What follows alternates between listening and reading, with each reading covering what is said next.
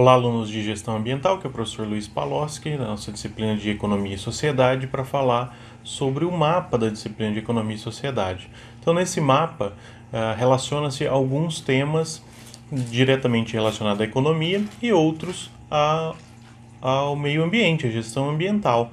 Na economia, nós temos um conceito bastante importante, que é o dos fatores de produção. Dessa forma, tudo que a gente produz na economia, ele é advindo da combinação dos fatores produtivos. Nós temos terra, ou recursos naturais, trabalho, que é mão de obra, e o capital, que são as máquinas e equipamentos. Então, combinando esses três fatores de produção, nós temos todos os produtos que nós produzimos, né? Todos eles são produzidos a partir desses três fatores de produção, da combinação desses três fatores de produção. Então, combina-se terra, ou recursos naturais, trabalho e capital para produzir tudo que a gente produz na economia. E se a gente pensar, então, como que a gente aumenta a produção de produtos, né, de bens e serviços? Você ou aumenta a tecnologia, melhora a tecnologia, ou você aumenta a quantidade de recursos, a quantidade de fatores de produção que você tem. Só que se nós pensarmos em um ambiente finito, né, a Terra ela é finita, ela é um sistema fechado. Então esses fatores de produção, eles também são finitos, eles são esgotáveis, eles são escassos. Então eu tenho que administrá-los da maneira melhor possível para que eu consiga extrair o máximo deles, né, ou extrair mais de uma quantidade menor de recursos. Então eu preciso melhorar minha mão de obra, ou então aumentar a quantidade de mão de obra. Eu preciso ter mais máquinas e equipamentos, ou máquinas e equipamentos que produzam mais, né, que tenham maior produtividade. E com os recursos naturais, eu tenho que tomar muito cuidado para que eu não explore eles ao máximo, porque eles alguns demoram mais para serem restabelecidos do que outros. Então é importante que eu consiga utilizar fontes renováveis. Além disso, eu tenho a natureza fornecendo vários serviços ambientais. O que são esses serviços ambientais? Então, por exemplo, a produção de energia elétrica, ela depende de um rio. Ela depende dos rios para que eu possa produzir energia elétrica hidrelétrica, por exemplo.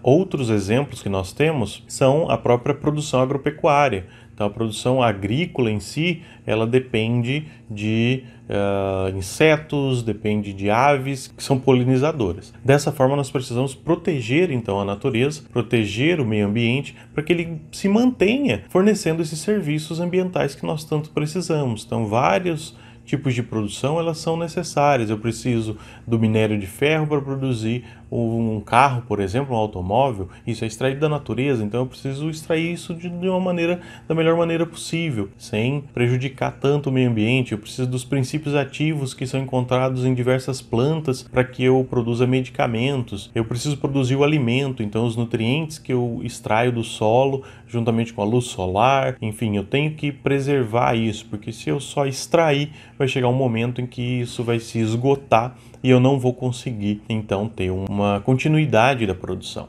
correto? Uma outra coisa que é relevante na economia é que as pessoas reagem a incentivos. Então, as pessoas, elas estão o tempo todo reagindo a incentivos. Eu preciso, por exemplo, do incentivo econômico para me tornar empresário. Por que eu me tornaria empresário? Para que eu possa obter lucro. Esse é o incentivo econômico que eu tenho para a produção.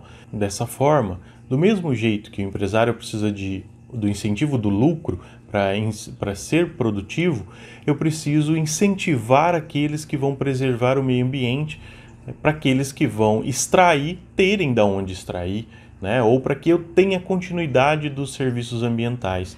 Então surge nesse sentido o pagamento por serviços ambientais. O pagamento por serviços ambientais, ele serve justamente para que eu consiga incentivar, criar incentivos econômicos que me permitam preservar uma área e que alguém esteja ganhando para preservar essa área. Então eu pago para aquele que quer preservar, e aquele que precisa extrair, ele também realiza o pagamento, né? Então existe um intermediário, existe muitas vezes a figura de um intermediário nesse processo, em que aquele que extrai, aquele que degrada o meio ambiente, muitas vezes, obviamente ele vai ter que também ter uma preocupação de boas práticas para extrair isso de uma maneira correta, mas ele que precisa extrair de alguma forma, ele paga para que outro preserve em outro sentido. O mercado de crédito de carbono é um pouco nesse sentido. Então é importante que a gente tenha isso. Em relação ao que o mapa pede, é justamente que dê exemplos, né, de como são os serviços ambientais, quais tipos de serviços ambientais e como pagar por esses serviços ambientais, e citar algum exemplo de um projeto concreto que esteja sendo realizado no Brasil. Para isso a gente vai dar uma analisada nos exemplos que nós temos e discutir um pouco mais em relação ao pagamento por serviços ambientais, ok? Então vamos lá. Muito bem, pessoal. Então, especificamente em relação ao que o mapa nos pede, aqui nós temos o enunciado da atividade do mapa, e aqui então pede-se ao final, né, considerando tudo que a gente acabou de discutir, que é para citar uma das formas de comercialização de serviços ambientais. Então, qual é o tipo de serviço ambiental e como que eu pagaria por ele. E, num segundo momento, descrever brevemente algum projeto de pagamento por serviços ambientais que tem aqui no Brasil, né? E eu peço para destacar alguns pontos, como, por exemplo, o nome do projeto, o objetivo do projeto, a região onde é aplicado, e daí eu peço que vocês tenham atenção para encontrar algum que seja perto de vocês, que vocês consigam identificar, poxa, aqui no meu município ou no meu estado tem alguns já nesse sentido, e quem está envolvido, quais são os agentes envolvidos, ok? E daí, tanto para a pergunta A como para a pergunta B, existe aqui uma dica, né? Então nós temos a dica de que na página 40 do arquivo que está como material extra, tem alguns exemplos de tipo de serviço ambiental e como que a gente paga. Então a gente pode ir lá no material que foi disponibilizado. Então esse aqui é um material que consta aqui alguns exemplos e fala bastante sobre o pagamento por serviços ambientais, um material muito interessante. E aqui nessa tabela nós temos, por exemplo, qual é o tipo de serviço ambiental e o que a gente paga, como que a gente pagaria por ele, né? Então, o serviço ambiental e o que eu pagaria por esse serviço ambiental. Um exemplo aqui, proteção dos recursos hídricos. Então, nós temos, por exemplo, a redução de sedimentação em áreas a jusante, né? Então, onde os rios eles desaguam. Eu reduzir os sedimentos que vão para o deságue diminui a necessidade de você dragar, por exemplo, essas áreas. Aumenta a profundidade, né? Você não precisa ficar dragando, porque daí você tem preocupação com os barcos que vão passar e assim por diante. Melhorando a qualidade da água, redução de enchentes, aumento dos fluxos em épocas de seca, manutenção de habitat aquático, controle de contaminação de solos. Então isso aqui são tipos de serviços ambientais que se enquadram aqui na proteção dos recursos hídricos. E como que eu vou pagar? Eu posso pagar pelo reflorestamento em matas ciliares, então para aqueles indivíduos que têm algum tipo de propriedade e que tem reflorestamento em matas ciliares, manejo de bacias hidrográficas, né, áreas protegidas, eu pago para que o indivíduo tenha uma área protegida, qualidade da água, para manutenção da qualidade da água, né, eu posso fazer medidas, identificar se realmente está sendo cuidado, direito pela água, aquisição de terras, crédito de salinidade, enfim. Nós temos vários tipos de exemplo que eu posso pagar. E nós temos outros exemplos. Um exemplo bastante interessante é a própria beleza cênica, a proteção da beleza visual para recreação. Então, manter um lugar para recreação, você pode, inclusive, estimular o turismo nessas áreas.